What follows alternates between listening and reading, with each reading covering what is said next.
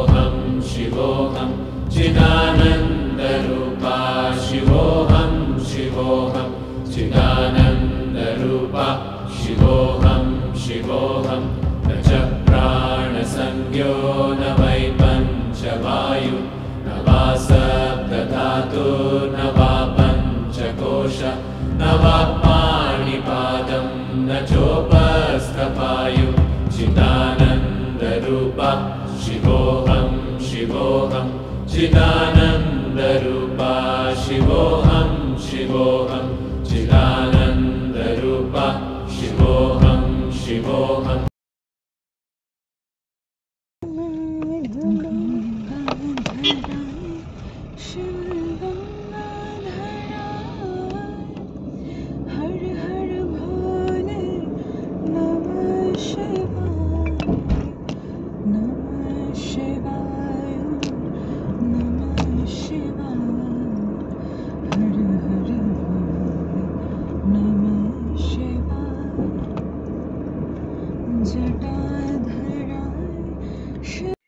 পাহাড়ি রাস্তা হলেই মনটা যে কিরম হয়ে যায়, ভীষণ ভালো লাগায় ভরে যায়। আমাকে তো ভীষণ টানে, এই কথাটা আগেও তোমাদের বলেছি।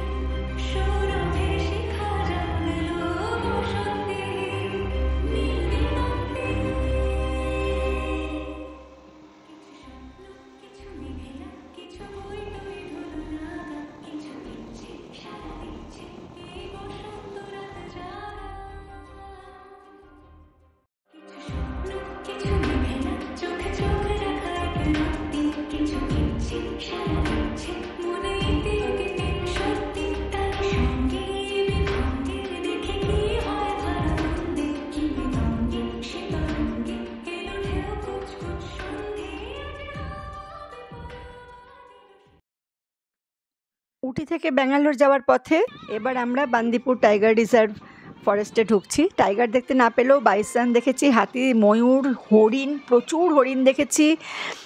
তো এইগুলো হনুমান, গাধা তো সবই দেখেছি। কিন্তু ওই আর কি ভীষণ এনজয় করেছি পুরো জার্নিটা। একদম সকালে বেরিয়ে 8:30টায় বেরিয়ে আমরা ঢুকেছি হচ্ছে রাত্রি 11:30টায় ব্যাঙ্গালোরে ঢুকেছি।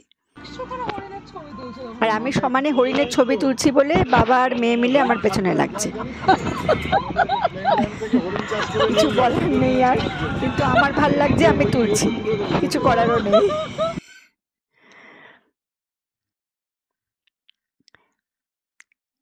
গাড়ির কাঁচ নামানো থাকলে নাকি এরা ঝাঁপিয়েও পড়ে, মানে এসে ক্যামেরা বা মোবাইল নিয়ে টানাটানি করে, কিন্তু আমাদের সঙ্গে এরকম কিছু হয়নি।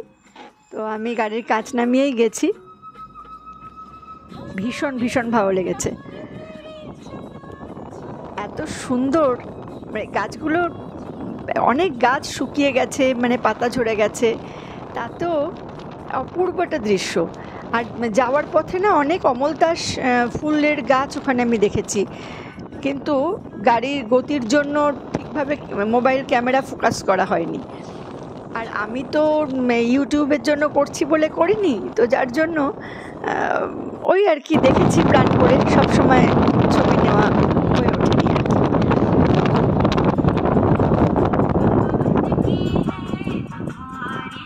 গরমটা ভীষণ ছিল ওখানে, তবে উটিতে অত ছিল না গরম, কিন্তু এই যাওয়ার পথে রাস্তাতে তো বেশ গরম ছিল, কিন্তু তখন রোদটা পড়ে গেছে, হাওয়া দিচ্ছে, বেশ ভালো লাগছে। আর আমার বাইরে বেরোলে এসি গাড়িতে আমার একদম ভালো লাগে না, আমার মনে হয় বাইরের হাওয়াটা খাই। বন্ধুরা, তোমাদের জন্য একটা ছোট্ট একটা ট্যুর ব্লগ বানালাম, কেমন লাগলো তোমাদের অতি অবশ্যই জানিও, লাইক ও কমেন্ট করো। আর এবার আমরা দেখবো হচ্ছে মাইসোর প্যালেস। এই দেখো মাইসোর প্যালেস, আমার তো ভীষণ ভালো লেগেছে, চোখ জুড়িয়ে গেছে আমার। তো এরপরে আমরা ব্যাঙ্গালোরে গেলাম, গিয়ে ওর বন্ধুর বাড়িতে আমরা নাইট স্টে করেছিলাম। পরের দিন সকালে আমাদের ব্যাঙ্গালোর থেকে ট্রেন ছিল, তো খুব এনজয় করেছিলাম আমরা সেই রাতটা।